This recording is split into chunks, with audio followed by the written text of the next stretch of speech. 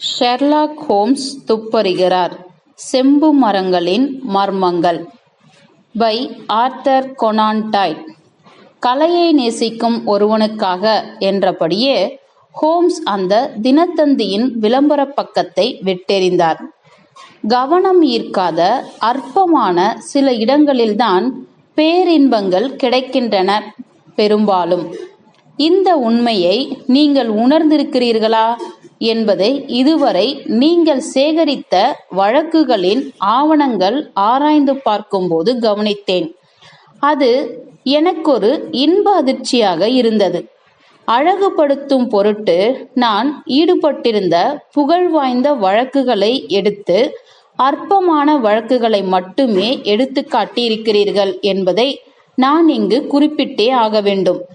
ஆனால் அவைகள்தான் எனது பகுத்தறிந்த தர்க்க ரீதியில் தொகுத்து வழங்கும் அறிவிற்கு வேலை கொடுத்தன. அவைகள்தான் எனக்கு மிகவும் பிடித்தமான துறைகளும் கூட. இருந்தாலும் என்று புன்முறுவல் பூத்தவாறே நான் சொன்னேன், என்னுடைய ஆவணங்கள் வெளிவந்தாலே அதில் ஒரு பரபரப்பு தொற்றிக் கொண்டு விடுகிறது மக்களின் மனங்களில். அந்த குற்றத்தில் இருந்து எப்படித்தான் நான் விடுவித்துக் கொள்ளப் போகிறோனோ தெரியவில்லை. ஒரு வகையில் நீங்கள் செய்தது தவறுதான் என்று அனுமானித்தார். இடுக்கியை வைத்து கங்கு ஒன்றை எடுத்து செரி மரத்தால் செய்த புகைக்குழாயில் இருக்கும் புகையிலையை பற்ற வைத்தார். அமைதியாய் தியானிக்கும் நேரத்தில் அவர் அப்படி செய்வதில்லை. வாதம் செய்யும் நேரத்தில் அப்படி செய்வதுதான் அவரது இயல்பு.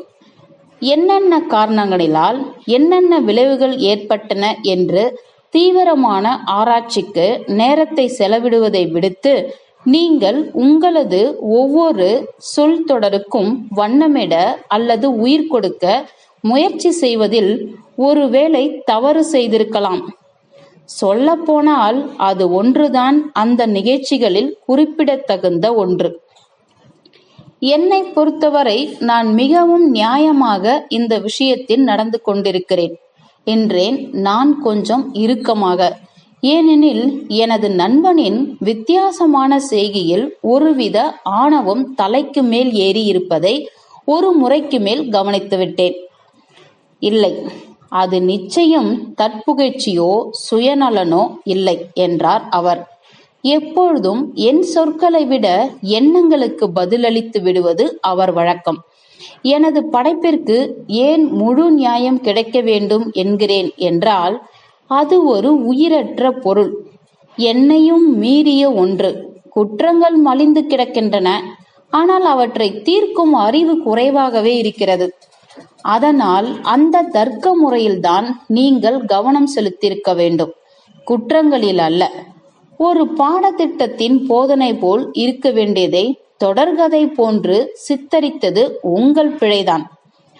அன்றைய தினம் ஓர் இளவேநீர் காலத்தின் குளிர்ந்த காலை பொழுது விடிந்திருந்தது. பேக்கர் தெருவில் இருந்த அந்த பழைய வீட்டின் கன அடுப்பின் இருபுறமும் மகிழ்ச்சியாக அமர்ந்திருந்தோம். காலை உணவு உண்ட பின் எதிரே தெரிந்த சிவப்பு நிற வீடுகளின் மீது மூடுபனி வழிந்தோடியது. அதன் சாளரங்கள் அனைத்தும் பெரிய கனமான மாலைகளுக்கு நடுவில் இருக்கும் தெளிவற்ற கருமையான உருவங்களாக தோன்றின. எங்கள் வீட்டில் மண்ணெண்ணெய் விளக்கின் வெள்ளை துணியாலான திரி ஏற்றப்பட்டிருந்தது. அதன் ஒளி பீங்கான் மற்றும் உலோகத்தின் மீது பட்டு மிகவும் அருமையாக மின்னியது. மேஜையில் இருக்கும் பொருட்கள் எல்லாம் அப்படியே இருந்ததால் ஷெர்லாக் ஹோம்ஸ் காலையிலிருந்தே மிகவும் அமைதியாகவே இருந்தார். நிறைய பத்திரிகைகளின் விளம்பர பகுதியில் மூழ்கியிருந்தார். அதன் பிறகு ஒரு வழியாக தனது தேடுதலை நிறுத்திவிட்டு அவ்வளவாக இனிமையில்லாத மனநிலையில் எழுந்து எனது இலக்கிய பிழை பற்றி போதனை செய்ய ஆரம்பித்தார். அதே வேளையில் என்று இழுத்தார். சிறிது நேர இடைவெளிக்கு பின் அந்த இடைப்பட்ட நேரத்தில் தனது நீண்ட புகைக்குழாயின் வழியே புகைவிட்டபடி எரியும் நெருப்பினை உற்று பார்த்தபடி இருந்தார். பரபரப்பு உண்டாகி விட்டீர்கள். என்கிற குற்றச்சாட்டையும் உங்கள் மீது வைப்பது கொஞ்சம் சிக்கல்தான். நீங்கள் தேர்ந்தெடுத்த வழக்குகளில் பெரும்பாலானவை சட்டப்படி பார்த்தாலும் குற்ற வழக்குகளே அல்ல. பொஹிமியாவின் அரசருக்கு நான் செய்த சிறு உதவியும் செல்வி மேரி சதர்லாண்ட் அவர்கள் சம்பந்தப்பட்ட தனித்துவமான அனுபவமும் கோலனான உதடுகள் கொண்ட மனிதனுடைய சிக்கலும் அரச வம்சத்தை சேர்ந்த ஒரு இளைஞனின் விவகாரமும் சட்டத்திற்கு உட்பட்ட விவரங்களாகவே இருந்தன. பரபரப்புகளை விட்டுவிட வேண்டும் என்பதற்காக நீங்கள் வெறுமனே ஒன்றுமில்லாத வழக்குகளை கையில் எடுத்து விட்டீர்கள். முடிவு அப்படி இருந்திருக்கலாம். ஆனால் நான் விவரித்த முறைகள் உன்னதமானது, ஈர்ப்பு ஏற்படுத்தக்கூடியது என்று பதிலளித்தேன். எனதருமை நண்பா, மக்கள் மந்த நிலையோடு இருக்கின்ற நமது மேன்மை பொருந்திய மக்கள் பல்லை பார்த்து நெசுவாளர் என்றும் இடது கை பெருவிரல் பார்த்து இசையமைப்பாளர் என்றும் கூட கண்டுபிடிக்க தெரியாதவர்கள் அதைவிட நுணுக்கமான ஆய்வுகளையும் பகுத்தறிவையும் உணரப்போகிறார்களா என்ன? இருப்பினும் நீங்கள் அற்பமான வழக்குகளை கொடுப்போராக இருந்தால் உங்கள் மேல் தவறில்லை. ஏனெனில் பெரிய வழக்குகளின் காலம் மலையேறி விட்டது. மனிதன் இல்லை, குற்றம் புரியும் மனிதன் தனது சாகச முயற்சிகளையும் சொந்த அறிவையும் இழந்துவிட்டான். எனது இந்த நிறுவனமும் கூட காணாமல் போன பென்சில்களை கண்டுபிடிக்கவும் பள்ளியில் பயிலும் இளம் பெண்களுக்கு அறிவுரை வழங்குவதற்கு மட்டுமே பயன்படக்கூடிய ஒரு நிறுவனமாக மாறிவிட்டது. கிட்டத்தட்ட ஒரு அடி ஆழத்தை தொட்டுவிட்டது போலவே நான் உணர்கிறேன். காலையிலே எனக்கு வந்த இந்த செய்திதான் எனக்கு கடுப்பை கிளப்பிவிட்டது. படித்து பாருங்கள் என்று ஒரு சிறு காகிதத்தை என்னிடம் நீட்டினார். முதல் நாள் பொழுது சாயும் தேதியிடப்பட்டு மாண்டேக் என்னும் இடத்திலிருந்து வந்திருந்தது. பின்வருமாறு அதன் செய்தி இருந்தது. அன்பான திரு ஹோம்ஸ் அவர்களுக்கு நான் உங்களது அறிவுரை கேட்க மிகவும் ஆவலாய் இருக்கிறேன். ஆசிரிய பதவியை நான் ஏற்றுக்கொள்வதா வேண்டாமா என்பது குறித்து நாளை காலை 10:30 மணிக்கு நான் உங்களை தொடர்பு கொள்கிறேன். உங்களுக்கு எதுவும் தொந்தரவு இல்லை என்றால் தங்கள் உண்மை உள்ள வயலட் ஹண்டர். உங்களுக்கு இந்த இளம் பெண்ணை தெரியுமா என்று நான் கேட்டேன். இல்லை, இப்பொழுது மணி 10:30 ஆகிவிட்டது. ஆம், இதோ வந்துவிட்டது அவளது அழைப்பு. நீங்கள் நினைப்பதை விட வேற ஏதாவது முக்கியமானதாக இருக்கலாம். நீல நிற மாணிக்கம் பற்றிய வழக்கு ஞாபகம் இருக்கிறதா உங்களுக்கு? வெறும் ஆசையாய் முதலில் இருந்தது. போக போக பார்த்தால் அது மிகப்பெரிய துப்பறியும் வேலையாகிவிட்டது. இதுவும் அது போல இருக்கலாம். நன்று, அப்படியே இருக்கட்டும். ஆனால் நமது சந்தேகங்கள் எல்லாம் இன்னும் சிறிது நேரத்துக்கு தீர்ந்துவிடும். எனது அனுமானம் சரியாயிருந்தால் வாசலில் அவளாகத்தான் இருக்க வேண்டும். அவர் அவ்வாறு பேசிக் கொண்டிருக்கும் போதே வாசற்கதவு திறந்து ஒரு இளம்பெண் உள்ளே நுழைந்து கொண்டிருக்கிறாள். அவளது உடை மிகவும் எளிமையாக ஆனால் அழகாக இருந்தது. முகம் பளிச்சென்று மலர்ச்சியாக இருந்தது. சின்னஞ்சிறு கருஞ்சிவப்பு நிற புள்ளிகள் அவள் முகம் எங்கும் நிறைந்திருந்தன. தனக்கே உரிய தனித்துவமான ஒரு நடையில் இவ்வுலகத்தில் முன்னேறி வந்தது போல் வேகமாக நடந்து வந்தாள். என்னால் ஏற்பட்ட இடைஞ்சலுக்கு நீங்கள் என்னை மன்னித்து விடுவீர்கள் என்று நம்புகிறேன் என்று அவள் சொன்னாள். எனது நண்பர் எழுந்து அவளை வரவேற்க எத்தனிக்கும் அந்த வேளை எனக்கு ஒரு வினோதமான அனுபவம் நிகழ்ந்தது. மேலும் எனக்கென்று பெற்றோர்கள் உற்றோர்கள் இல்லாத நிலையில் நான் யாரிடம் சென்று உதவி கேட்க முடியும்? அதனால் நீங்கள் தயவு செய்து உதவி செய்வீர்கள் என்று நம்பிதான் நான் இங்கு வந்தேன். தயவு செய்து ஆசனத்தில் அமருங்கள் செல்வி ஹண்டர். என்னால் முடிந்த அளவு நான் உதவி செய்கிறேன். அவரது இந்த புதிய வாடிக்கையாளர்களின் பேச்சு மற்றும் நடவடிக்கையில் ஹோம்ஸ் மிகவும் கவரப்பட்டு விட்டார் என்பது நன்றாகவே தெரிந்துவிட்டது. அவர் அவன் மீது தனது தேடும் பார்வை ஒன்றை பதித்தார். அதன்பின் தன்னை சரி செய்து கொண்டு அவளது கதையை கேட்க ஆர்வமாக உட்கார்ந்தார். நான் ஒரு வீட்டில் தனிப்பட்ட ஆசிரியராக கடந்த 5 ஆண்டுகளாக வேலை பார்த்து வருகிறேன். படைத்தலைவர் ஸ்பென்ஸ் முன்ரோ அவர்களது குடும்பத்தில். ஆனால் 2 ஆண்டுகளுக்கு முன் அவருக்கு நோவா ஸ்காட்டியாவில் உள்ள ஹாலிபாக்ஸ் என்னும் ஊருக்கு மாற்றலாகி இருந்தது. அதனால் தனது குழந்தைகளை கூட்டிக் கொண்டு அவர் அமெரிக்கா சென்று விட்டார். அதனால் எனக்கு வேலை போய்விட்டது. நான் விளம்பரங்கள் கொடுத்தேன், விளம்பரங்களுக்கு மறுமொழி கொடுத்தேன்.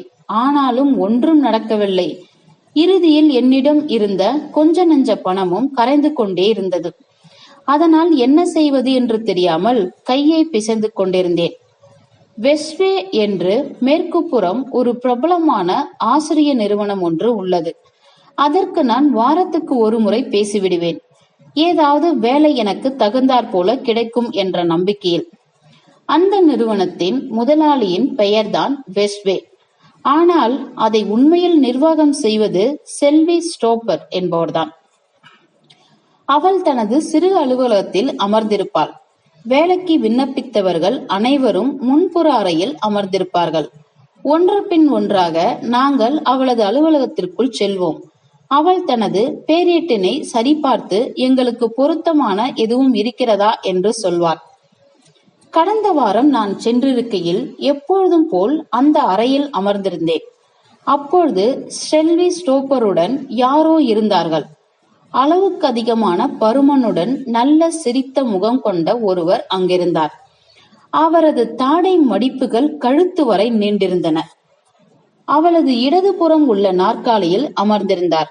கண்ணாடி அணிந்து மிகவும் தீர்க்கமாக உள்ளே நுழைந்த பெண்களை கவனித்துக் கொண்டிருந்தார். என்னை பார்த்ததும் துள்ளலோடு வேகமாக செல்வி ஸ்டோப்பரை நோக்கினார். அது போதும் என்று சொன்னார். இதைவிட சிறந்தது வேண்டும் என்று கேட்க மாட்டேன். அருமை அருமை. மிகவும் உற்சாகமாக தென்பட்டார். தனது கைகளை மிகவும் அழகாக தேய்த்து கொண்டார். அவர் மிகவும் ஆறுதலான மனிதராகவே தென்பட்டார். அதனால் அவர் மீது எந்தவித சந்தேகமும் எனக்கு தோன்றவில்லை. நீங்கள் வேலை தேடிக் கொண்டு இருக்கிறீர்கள் என்று என்னிடம் கேட்டார். ஆம். தனிப்பட்ட ஆசிரியராக? ஆம். என்ன சம்பளம் எதிர்பார்க்கிறீர்கள்? நான் மாதம் 4 பவுண்டு வாங்கிக் கொண்டிருந்தேன் படைத்தலைவர் ஸ்பென்ஸ் முன்ரோவிடம். அப்படியா?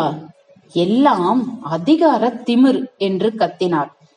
அவரது கனமான கையை காற்றில் மிகுந்த கோபத்தோடு வீசினார். இவ்வளவு அருமையான தகுதி உடைய ஒரு பெண்ணுக்கு இவ்வளவு குறைவான சம்பளம் கொடுக்க ஒருவனுக்கு எப்படித்தான் மனம் வந்ததோ? நீங்கள் எண்ணும் அளவுக்கு என் திறமைகள் அதிகமில்லை என்றேன். கொஞ்சம் பிரெஞ்சு, கொஞ்சம் ஜெர்மன் இசை சித்திரம், போதும் போதும் என்று கத்தினார். இதெல்லாம் கேள்விக்கு அப்பாற்பட்டது. தேவை என்னவென்றால், உங்களுக்கு ஒரு பெண்ணுக்கு தேவையான சாயல் நடவடிக்கைகள் இருக்கிறதா இல்லையா? அதுதான் குறைஞ்சபட்ச தகுதி. அது இல்லை என்றால் பின்னாளில் இந்நாட்டின் சரித்திரம் பேசும் ஒரு குழந்தையை உன்னால் வளர்க்க இயலாது. ஆனால் அது இருக்கும் பட்சத்தில் எப்படி ஒரு மனிதன் 3 இலக்கங்களுக்கு குறைவாக உனக்கு சம்பளம் என்று கட்டாயப்படுத்த முடியும்? உங்களுடைய சம்பளம் இந்நிறுவனத்தில் சேர்ந்தால் ஆண்டுக்கு 100 பவுண்டுகளில் இருந்து ஆரம்பிக்கும். நீங்களே சொல்லுங்கள் திரு ஹோம்ஸ். என்னுடைய ஏழ்மைக்கு அந்த பணம் பெரிதும் மிகவும் நம்பவே முடியாத ஒரு வாய்ப்பு. அந்த மனிதர் என் முகத்தில் இருந்த சந்தேக கோடுகளை கண்ட பின் ஒரு கை புத்தகத்தை கையில் எடுத்தார். அதிலிருந்து ஒரு தாளை உருவினார். என்னுடைய பழக்கம் என்னவென்றால் என்று மிகவும் இனிமையாக சிரித்துக் கொண்டே இருந்தார். அவரது முகத்தின் வெள்ளை நிற மடிப்புகளுக்கு நடுவில் கண்கள் 2 சிறிய மின்னும் கோடுகள் போல் ஆகும் வரை என் நிறுவனத்தில் சேரும் பெண்களுக்கு முன் தொகையாக பாதி வருமானத்தை இப்பொழுதே கொடுத்து விடுவேன். ஏனெனில் உங்களுக்கு உங்களது உடைமைகளை எடுத்துக்கொண்டு பயணத்துக்கு வேண்டிய செலவுகளை சமாளிக்க அது உதவியாக இருக்கும். எனக்கு இதுவரை இப்பேற்பட்ட அதிசயமான மற்றும் அக்கறை கொண்ட மனிதனை சந்தித்ததே இல்லை என்று தோன்றியது. நானும் ஏற்கனவே நிறைய கடன் வாங்கி இருந்ததால் அவர் கொடுத்த முன்பணம் மிகவும் வசதியாக இருந்தது. இருந்தாலும் இந்த விவகாரம் முழுவதுமே இயற்கையானதாக தோன்றவில்லை. அதனால் அதை பற்றி இன்னும் கொஞ்சம் தெரிந்தால் நன்றாக இருக்கும் என்று நினைத்தேன். அவரிடம் சரி என்று சொல்வதற்கு முன், நீங்கள் எங்கு வசிக்கிறீர்கள் என்று அவரிடம் கேட்டேன். ஹாம்ஷயர், அருமையான கிராமப்புறம், செம்பு மரத்தில் புங்க மரங்கள் சூழ்ந்த இடம். வின்செஸ்டருக்கு மேற்கே 5 மைல் தொலைவில் இருக்கிறது.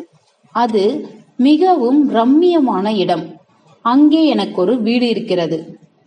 பின் என்னுடைய வேலை என்ன? அதை பற்றி நான் தெரிந்து கொள்ளலாமா? ஒரு குழந்தை, 6 வயதேயான ஒரு பையன்.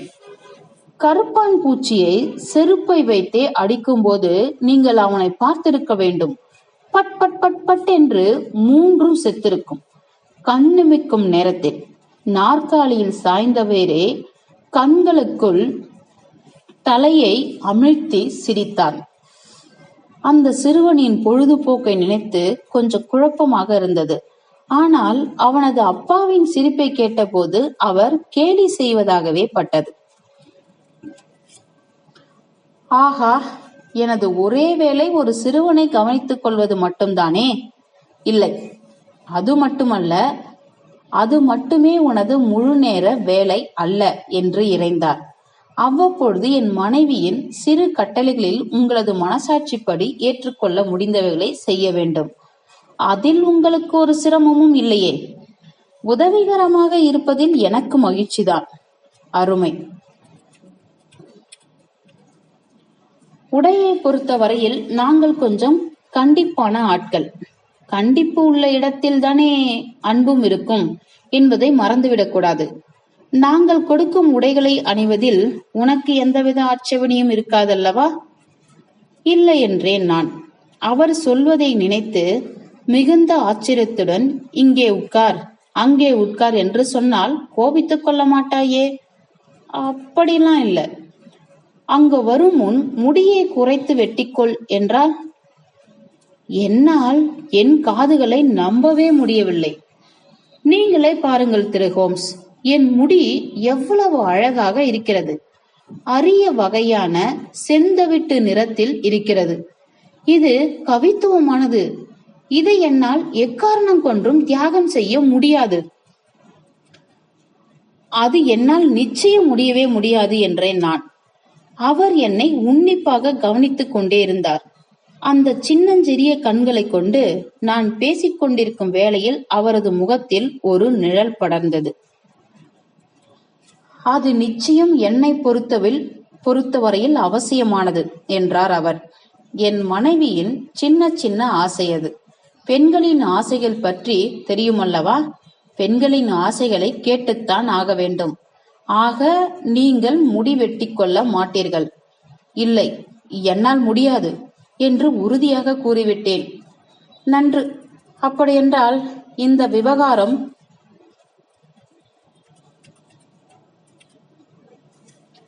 இங்கேயே முடிந்துவிட்டது. பரிதாபம்தான். ஏனெனில் மற்ற அனைத்து விவகாரங்களிலும் நீ நல்ல தேர்ச்சி பெற்றிருக்கிறாய். அப்படியென்றால் ஸ்டோஃபர், உங்களுடைய வேறு சில பெண்களையும் நான் நேர்காணல் செய்ய வேண்டும். மேலாளர் அதுவரையில் மிகவும் மும்முரமாக காகிதங்களில் ஏதோ வேலை பார்த்து கொண்டிருந்தார். எங்கள் இருவரிடமும் ஒரு சொல் கூட பேசாமல், ஆனால் அவள் என்னை ஏறெடுத்து பார்த்த பார்வையில் அவ்வளவு வெறுப்பு, கோபம். அவளுக்கு வரவேண்டிய பெரிய தரகு பணத்தை நான் தடுத்து நிறுத்தியிருக்கிறேன் என்பது அப்பட்டமாக தெரிந்தது. உன் பெயர் இங்கே பதிவேட்டில் இருக்க வேண்டும் என்று நீ நினைக்கிறாயா இல்லையா என்று கேட்டாள். ஆமாம், தயவு செய்து செல்வி ஸ்டோப்பர். ஓ, அப்படியா? இங்கிருப்பதால் ஒன்றும் பெரிய பலனில்லை. ஏனெனில் மிகவும் பிரமாதமான வாய்ப்புகள் எல்லாவற்றையும் உதறிவிடுகிறாய் என்று அழுத்தமாய் கூறினாள். இப்படி ஒரு வாய்ப்பை இனிமேல் ஏற்படுத்தி கொடுக்க எங்களால் மெனக்கட முடியாது. அதனால் நீங்கள் செல்லலாம். மேசை மேலிருந்த மணி ஒன்றை தட்டிவிட்டு வாசற்படிக்கு இருக்கும் தெக்கை காட்டினாள். நான் எனது அறைக்கு திரும்பியதும் அலமாரியில் இருந்த சில்லறை காசுகளுக்கு மேசையில் இருந்த 2-3 தாள்களை தவிர எதுவும் இல்லாத இந்த நேரத்தில் நான் கொஞ்சம் தவறான முடிவு எடுத்து விட்டேனோ என்று என்னை நானே கேட்டுக்கொண்டேன். இம்மாதிரியான ஆட்களுக்கு வினோதமான பற்றுதல் இருந்து வித்தியாசமான செய்கைகள் எல்லாம் சொல்படி கேட்க வேண்டும் என்று நினைத்தால் அவர்களின் பைத்தியக்காரத்தனங்களுக்கு தகுந்தாற்போல் அவர்கள் பணமும் கொடுக்கிறார்கள் அல்லவா? இங்கிலாந்திலே வெகு சில தனி ஆசிரியர்கள் தான் ஆண்டுக்கு 100 பவுண்ட் வாங்குகிறார்கள். இந்த முடியை வைத்து நான் என்ன செய்ய போகிறேன்? பல பேர் முடியை குறைத்து வெட்டி இருக்கும்போது அழகாகத்தான் இருக்கிறார்கள். சொல்ல போனால் நானும் அதன் போல் செய்து கொண்டிருக்க வேண்டும். மறுநாள் தவறு செய்து விட்டோமோ என்ற எண்ணம் தலை தூக்கியது. அது மறுநாள் நிச்சயமா உறுதிப்படுத்தி கொண்டேன். எனது பெருமையை கொஞ்சம் இறக்கி வைத்துவிட்டு அந்த நிறுவனத்திற்கே சென்று அந்த வேலை இன்னும் இருக்கிறதா என்று கேட்க வேண்டும் என்று நினைத்து கொண்டிருக்கும் வேளையில்தான் எனக்கு ஒரு கடிதம் வந்து சேர்ந்தது. அந்த பெரியவரிடம் இருந்தே. இதோ என்னிடமே இருக்கிறது. நான் உங்களுக்கு அதை வாசித்து காட்டுகிறேன். செம்பு மரங்கள், வின்செஸ்டர் அருகில். அன்பான செல்வி ஹண்டர், செல்வி ஸ்டோஃபர் அவர்கள் உங்களது விலாசத்தை எனக்கு மிகுந்த அன்போடு கொடுத்தார்கள். அதனால் நான் உங்களுக்கு இந்த கடிதத்தை அனுப்புகிறேன். நீங்கள் உங்களது முடிவை மறுபரிசீலனை செய்வீர்களா என்பதை அறிவதற்காக. எனது மனைவியிடம் உங்களை பற்றி சொன்ன பிறகு அவளும் நீங்கள் இங்கு வர வேண்டும் என்று மிகவும் விரும்புகிறாள். நாங்கள் ஒவ்வொரு காலாண்டுக்கும் 30 பவுண்டுகள், அதாவது ஆண்டுக்கு 120 வரை தருவதற்கும் தயாராக இருக்கிறோம். எங்களது சிறிய ஆசைகளை நீங்கள் பூர்த்தி செய்யும் பொருட்டு உங்களுக்கு ஏற்படும் சங்கடங்களுக்கான நிவாரணமாக அதை நீங்கள் எடுத்துக்கொள்ளலாம். அவை ஒன்றும் அவ்வளவு சிரமமாக இருக்காது என்றே எண்ணுகிறேன். என் மனைவிக்கு நீல நிறத்தில் குறிப்பிட்ட ஒரு வகையான சாயல் மிகவும் பிடிக்கும்.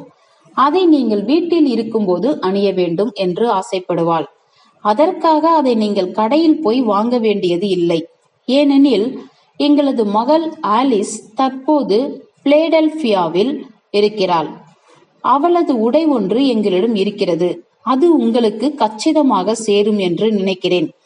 பின் இங்கு உட்காரு, அங்கு உட்காரு என்று சொல்வதும் பொழுதுபோக்கிற்காக நீங்கள் செய்ய வேண்டியவைகள் பற்றி சொன்னதும் உங்களுக்கு எந்தவித சிரமத்தையும் கொடுக்காது என்று நினைக்கிறேன்.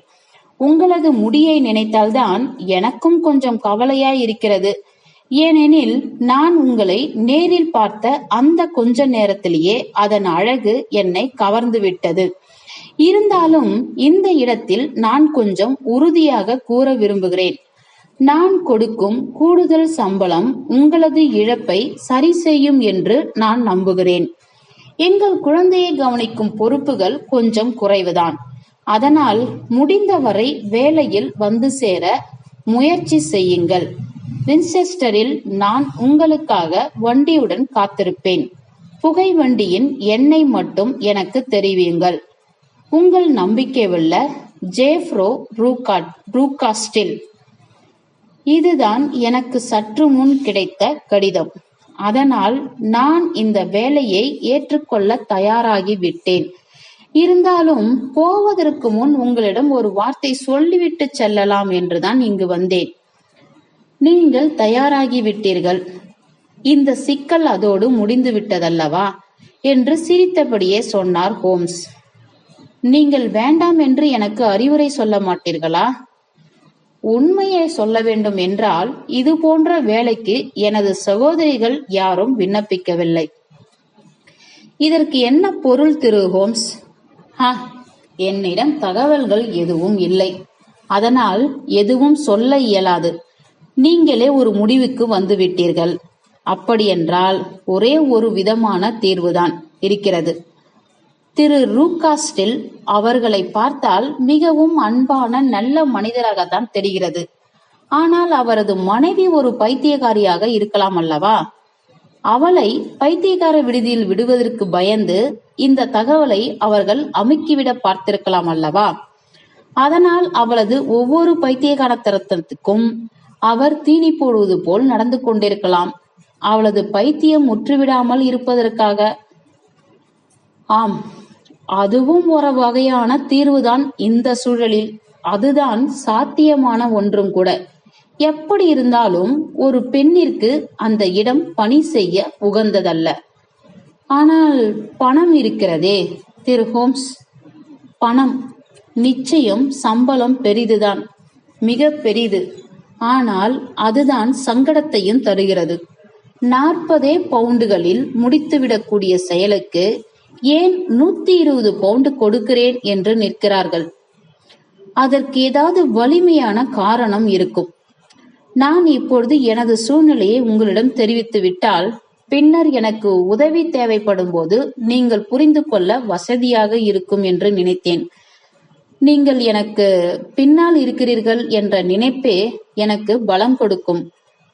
ஓ, நீங்கள் நிச்சயம் அந்த நினைப்பை எடுத்துக்கொண்டு செல்லலாம். உங்களது சிக்கல் பல மாதங்களுக்கு பின் மிகவும் சுவாரஸ்யமானதொரு தருணத்தை எனக்கு அளித்திருக்கிறது. சில தகவல்கள் மிகவும் நூதனமாக இருக்கின்றன. உங்களுக்கு ஏதாவது ஒரு இடத்தில் சந்தேகமோ ஆபத்தோ வந்தது என்றால். ஆபத்தா? எந்த விதமான ஆபத்து வரும் என்று நீங்கள் எதிர்பார்க்கிறீர்கள்? ஹோம்ஸ் மிகவும் தீவிரமாக தனது தலையை அசைத்தார். ஆபத்து என்பதை வரையறுத்து விட்டால் பின் அதை ஆபத்து என்றே சொல்ல முடியாதே என்றார் அவர். ஆனால் எந்த நேரமும் இரவு பகல் எதுவானாலும் ஒரே ஒரு தந்தி உங்கள் உதவிக்கு என்னை அழைத்து வந்துவிடும். அது போதும். அவள் தனது இருக்கையில் இருந்து சட்டென்று எழுந்தாள். அவளது முகத்தில் இருந்த சந்தேகங்கள் அனைத்தும் இப்பொழுது விலகி பளிச்சென்று மின்னியது. இப்பொழுது நான் எந்தவித சிக்கலும் இல்லாமல் ஹாம்ஷர் செல்வேன். உடனே ரூகாஸ்டில் அவர்களுக்கும் நான் கடிதம் எழுதிவிடுவேன். எனது முடியை இன்றிரவே காணிக்கை செய்து விடுவேன். நாளையே வின்செஸ்டர் செல்ல ஆரம்பித்து விடுவேன். ஹோம்ஸ் அவர்களுக்கு நன்றி தெரிவித்துவிட்டு எங்கள் இருவருக்கும் இரவு வணக்கம் சொல்லிவிட்டு அவள் தன் வழியில் சென்று விட்டாள். ஆம், வேறு வழியில்லை என்று இறுக்கமாக கூறினார். ஹோம்ஸ் இன்னும் சில பல நாட்களில் அவளிடம் இருந்து தகவல் எதுவும் வரவில்லை என்றால் நிச்சயம் அது எனக்கு தவறாகவே படும். அவர் சொல்லி வெகு நாட்கள் ஆகிவிடவில்லை. அவர் வாக்கு பலிக்க 2 வாரங்கள் தான் சென்றிருந்தன. அவள் இருந்த திக்கிலேயே எனது மனம் அடிக்கடி பயணித்துக் கொண்டிருந்தது. எந்தவொரு வினோதமான மனித அனுபவம் என்னும் பொந்தில் அவள் போய் சிக்கிக் கொண்டாள் என்று என் மனம் தவித்தது. வழக்கத்துக்கு மாறான சம்பளம், வினோதமான கட்டுப்பாடுகள், பைத்தியக்காரத்தனங்களோ இல்லை தந்திரங்களோ. அந்த மனிதன் கொலையாளியோ இல்லை பாவியோ, அதை முடிவு செய்வது என் சக்திக்கு அப்பாற்பட்டது. ஹோம்ஸை பொறுத்தவரையில் அடிக்கடி ஒரு அரை மணி நேரம் தொடர்ச்சியாக இமைகளை குறுக்கிக் கொண்டு சிந்தனை வயப்பட்டிருந்தார். அதை குறிப்பிட்டு காட்டினால் கைகளை உதறிக்கொண்டு அந்த செய்தியை உதாசீனப்படுத்துவார். தகவல் தகவல் தகவல் என்றே கத்திக்கொண்டிருந்தார். களிமண் இல்லாமல் செங்கல் செய்ய முடியாது. அதுபோக எந்த ஒரு பெண்ணும் இப்படி ஒரு வேலையை ஏற்றுக்கொண்டிருக்க கூடாது என்றும் அடிக்கடி சொல்லிக் கொண்டே இருந்தார். ஒரு வழியாக வந்துவிட்ட அந்த தந்தி ஒரு நாள் இரவு மிகவும் தாமதமாகவே வந்தது. அப்பொழுதுதான் நான் தூங்கப் போகலாம் என்று எண்ணிக்கொண்டிருந்தேன். ஹோம்ஸ் தனக்கு மிகவும் பிடித்த இரவு முழுவதும் நடக்கும் வேதி பரிசோதனைக்கு தயாராகிக் கொண்டிருந்தார். அதை அவர் அடிக்கடி நடத்துவதுண்டு. இரவு உறங்க செல்லும் முன் குடுவை மற்றும் சோதனை குழாயுடன் விட்டு செல்வேன். மறுநாள் காலை உணவு அருந்த செல்லும் நேரத்திலும் எப்படி விட்டு சென்றனோ அதே நிலையில் இருப்பார். அவர் அந்த மஞ்சள் நிற உரையை பிரித்தார். படித்துவிட்டு என்னிடம் எறிந்தார்.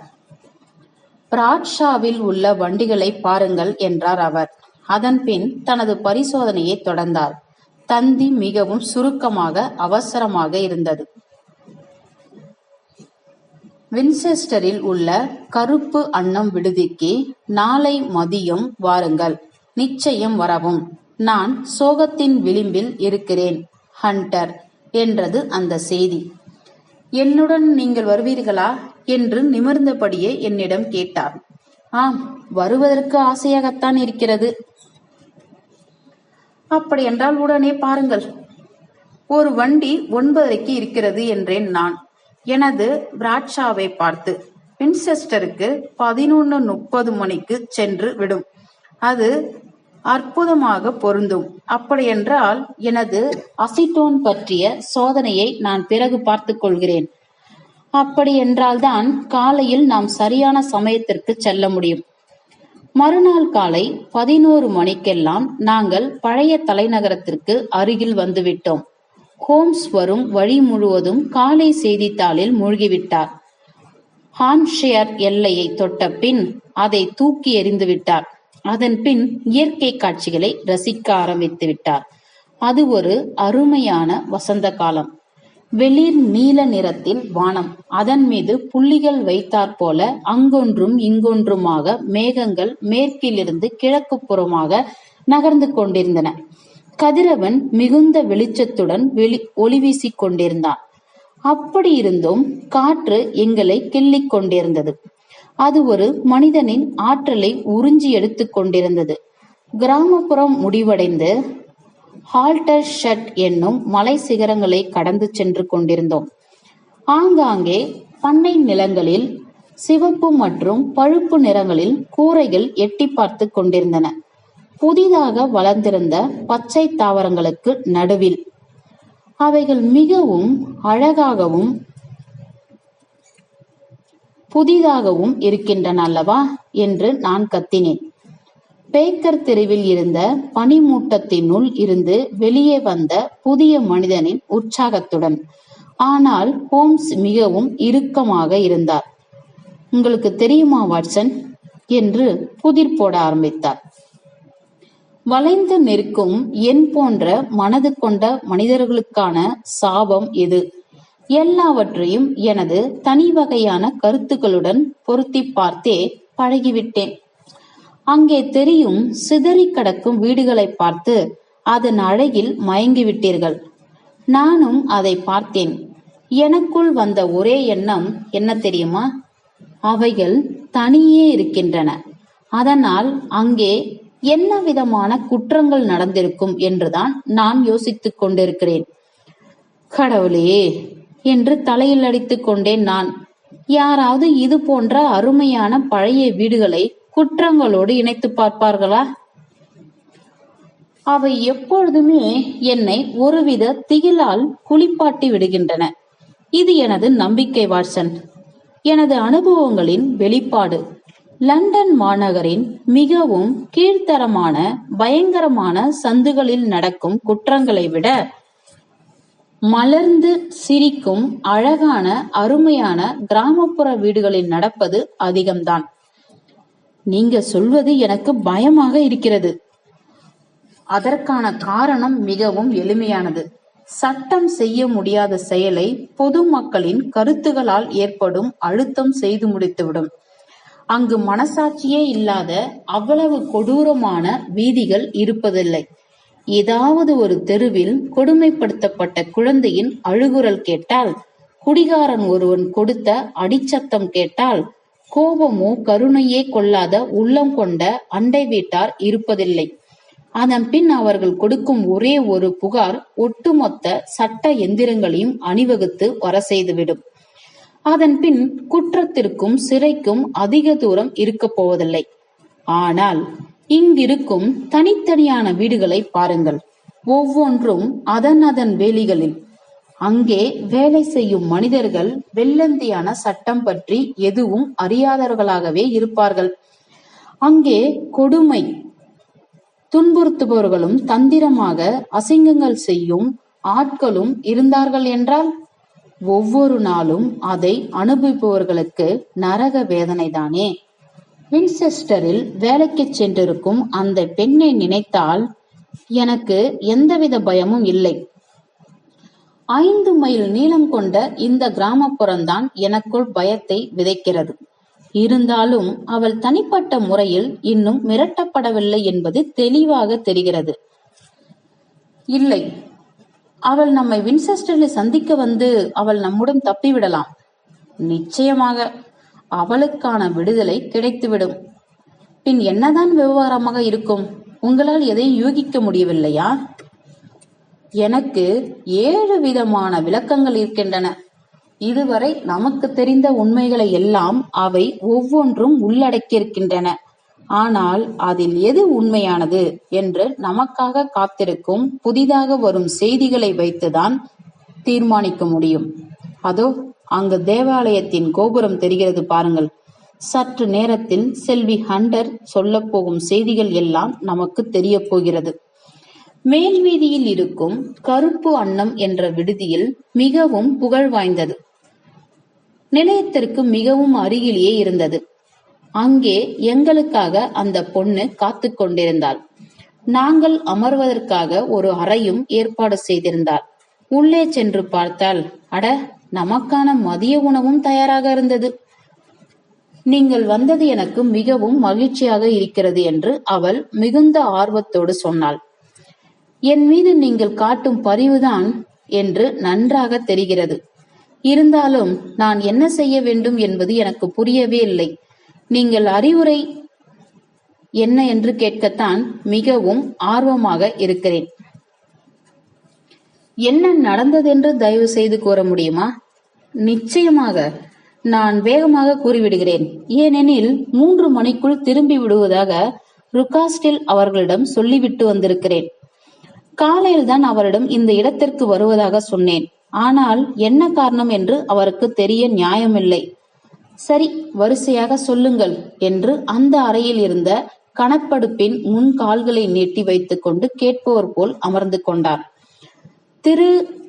திருமதி ருகாஸ்டில் இருவரும் இதுவரை என்னை எந்தவித தொந்தரவும் செய்யவில்லை என்பதை முதலில் தெரிவித்துக் கொள்ள விரும்புகிறேன். அதுதான் உண்மை. ஆனால் அவர்களை என்னால் புரிந்து கொள்ள இயலவில்லை. ஏதோ ஒன்று வித்தியாசமாகவே படுகிறது. என்ன புரியவில்லை உங்களுக்கு? அவர்களின் செயலுக்கான விளக்கங்கள். என்ன நடந்ததோ அதை அப்படியே உங்களிடம் சொல்லிவிடுகிறேன். நான் இங்கு வந்தபோது திரு ருகாஸ்டில் வந்து என்னை சந்தித்தார். அவரது நாய் வண்டியில் இங்கிருந்து என்னை செம்பு மரங்களுக்கு அவரது வீடு வரை அழைத்துச் சென்றார். அவரது சொன்னது போலவே அது மிகவும் அழகாக இருந்தது. அது ஒரு பெரிய சதுர வடிவத்தில் இருந்தது. வெள்ளை அடிக்கப்பட்டிருந்தது. இருந்தாலும் கரைகள், அழுக்குகள் படிந்திருந்தன. மோசமான மற்றும் ஈரமான வானிலை காரணமாக அதை சுற்றிலும் மண் தரை இருந்தது. 3 புறமும் மரங்கள் சூழ்ந்திருந்தன. தெற்கு ஆம்டன் நெடுஞ்சாலையை ஒட்டி 4வது பக்கம் ஒரு புல்வெளி இறங்கும் முகமாக இருந்தது. முன்பக்க வாசல் கதவுக்கு ஒரு 100 அடி தூரத்தில் அது வளைந்து நெளிந்து செல்லும். முன்புறம் இருக்கும் இந்த நிலம் வீட்டுக்கு சொந்தமானது. ஆனால் அதை சுற்றி இருக்கும் காடுகள் சதர்டன் கோமான் அவர்களுக்கு சொந்தமானது. கூடத்திற்கு நேர் முன்புறத்தில் இருக்கும் அடர்ந்த செம்பு நிற மரங்கள் தான் இந்த இடத்திற்கு பெயராய் அமைந்துவிட்டது. எனது முதலாளி என்னை வண்டியில் அழைத்து வந்தார். எப்பொழுதும் போல் அவர் அன்பாகவே இருந்தார். அன்றைய மாலை வேளையில் அவரது மனைவி மற்றும் குழந்தையிடம் என்னை அறிமுகம் செய்து வைத்தார். நான் பேக்கர் தெருவில் உங்கள் வீட்டில் பேசியது போல் அவர் மனைவி ஒன்றும் பைத்தியக்காரி இல்லை. அவர் அமைதியான ஆனால் வெளிரிய முகமுடையவராய் இருந்தார். அவரது கணவரை காட்டிலும் மிகவும் இளம் வயது உடையவராய் இருந்தார். அவருக்கு 30க்கும் மேல் இருக்காது. அவரது கணவருக்கு குறைந்தபட்சம் 45வது இருக்கும். அவர்களின் உரையாடலை கவனித்தால் அவர்களுக்கு திருமணமாகி 7 ஆண்டுகள் தான் ஆகியிருக்கும் என்று தெரிந்தது. இது அவருக்கு 2வது திருமணம். முதல் தாரத்து பெண் தான் பிளேடெல்பாவில் படிக்கிறாள். திரு ருகாஸ்டில் என்னிடம் தனியே சொன்னார். அவள் தனியே சென்றது அவளுக்கு தனது மாற்றான் தாயிடம் ஏற்பட்ட தேவையில்லாத அளவு கடந்த வெறுப்புதான் காரணம் என்று. அந்த பெண்ணிற்கு 20 வயது கூட இருக்காது என்ற ஒரே காரணம்தான் தனது தந்தையின் புதிய மனைவிடம் அவளுக்கு வெறுப்பு ஏற்பட காரணம் என்று நானும் நினைக்கிறேன். திருமதி ரூகாஸ்டில் அவர்களது மனமும் குணமும் ஒரே போல் நிறமற்றதாய் இருந்தன. அவர்களை எனக்கு பிடித்திருக்கிறது என்றோ பிடிக்கவில்லை என்றோ சொல்லிவிட முடியாது. அவர்கள் ஒரு பொருளே இல்லை அங்கு. அவர்கள் தனது கணவன் மகன் இருவிடமும் மிகுந்த அன்பு செலுத்துவதை காண முடிந்தது. அவளது சிறு சாம்பல் நிற கண்கள் இருவர் மீதும் மாறி மாறி பாய்வதை காண முடிந்தது. ஒவ்வொருவரின் தேவைகளையும் அறிந்துவிடு துடித்தன. முடிந்தால் யூகித்திடவும் தீர்மானித்தன. அவளை ஏமாற்றினாலும் கிண்டல் செய்தாலும் அவள் மீது அவருக்கு இருக்கும் அன்பை நன்றாக உணர முடிந்தது. மொத்தத்தில் அவர்கள் இருவரும் மகிழ்ச்சியான தம்பதியராக இருந்தனர். இருந்தாலும் அந்த பெண்ணிற்கு மட்டும் ஏதோ ஒரு மறைமுகமான சோகம் இருந்தது. அவள் அடிக்கடி ஏதோ ஒரு நிலைவில் தொலைந்த வண்ணம் இருந்தாள். அப்பொழுது அவள் முகம் அவ்வளவு சோகமாக இருக்கும். ஒரு முறைக்கு மேல் திடீரென்று அவள் முன் போய் நின்று போது அவள் கண்களில் கண்ணீரோடு பார்த்திருக்கிறேன். சில நேரங்களில் நான் நினைத்ததுண்டு, தனது மகனின் நிலையை எண்ணித்தான் அவள் அப்படி கலங்கி போயிருக்கிறாள் என்று. ஏனெனில் இவ்வளவு சிறிய வயதில் அவன் அவ்வளவு கெட்டு போயிருந்தான். அவனது வயதுக்கு அவனது உருவம் சிறியதாயிருந்தது. ஆனால் அவன் தலையோ மிகவும் பெரிதாக துருத்தி கொண்டிருந்தது. பல நேரங்களில் மிகவும் கட்டுக்கடங்காமல் பைத்தியக்காரத்தனமாக நடந்து கொள்வதும், இடைப்பட்ட நேரங்களில் மிகவும் அமைதியாக இருப்பதுமாக அவனது வாழ்க்கை நகர்ந்து கொண்டிருந்தது. தன்னை விட சிறிய உயிர்களை வதைப்பதுதான் அவனது பொழுதுபோக்குகளில் ஒன்றாக இருந்தது. அவன் சுண்டெலிகள், பறவைகள் மற்றும் பூச்சிகளை பிடிக்க திட்டமிடுவதில் மிகவும் கில்லாடி. அவனை பற்றி நான் இதற்கு மேல் சொல்ல விரும்பவில்லை. இந்த கதையில் அவனுக்கு அவ்வளவாக ஒன்றும் பெரிய பங்கில்லை. நீங்கள் சொன்ன எல்லாவித தகவல்களுக்கும் நன்றி என்று ஹோம்ஸ் சொன்னார். அது உனக்கு முக்கியமானதாக இருக்கிறதோ இல்லையோ, நான் முக்கியமான எதையும் விட்டுவிட விரும்பவில்லை. ஒரே ஒரு விரும்பத்தகாத செயல் என்னவென்றால், அங்கு பணியாளர்களை நடத்திய விதமும் அவர்கள் தோற்றமும் தான் பார்த்தவுடன் வினோதமாக தெரிந்தது. அங்கிருந்ததே 2 பேர்தான், கணவன் மனைவி. அவரது பெயர் டோலர். படிக்காத கிராமத்து மனிதர். அலங்கோலமான முடி, பெரிய மீசை இருந்தது. எப்பொழுதும் தண்ணீரிலே மிதப்பார் போலிருக்கிறது. கிட்ட போனாலே நாற்றம்தான். இருமுறை அவர்களிடம் சென்ற போது அதே அனுபவம்தான். இருந்தும் திரு ரூகாஸ்டில் அதையெல்லாம் பொருட்படுத்துவதுதான் இல்லை. அவரது மனைவி நல்ல உயரமான மெலிந்த பெண், வெடுவெடுப்பான முகம். திருமதி ரூகாஸ்டில் போல் எப்பொழுதும் அமைதியாகவே இருந்தாள். இருந்தாலும் அன்பு என்பது கொஞ்சம் கூட கிடையாது. அவர்கள் மிகவும் மகிழ்ச்சியற்ற தம்பதியராகவே இருந்தனர். எனது நல்ல நேரம் நான் எப்பொழுதும் எனது சொந்த அறையிலும் சிறுவனின் அறையிலும் இருந்தேன். அவை இரண்டுமே அருகருகில் அந்த வீட்டின் ஒரு மூலையில் இருந்தன. செம்பு மரங்களுக்கு வந்து 2 நாட்கள் மிகவும் அமைதியாகவே கழிந்தன.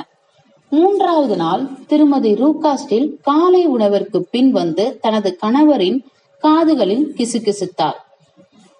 ஆமாம் என்று சொன்னபடியே அவர் என்னை நோக்கி திரும்பினார். நாங்கள் உனக்கு கடன் பட்டிருக்கிறோம் செல்வி ஹண்டர்.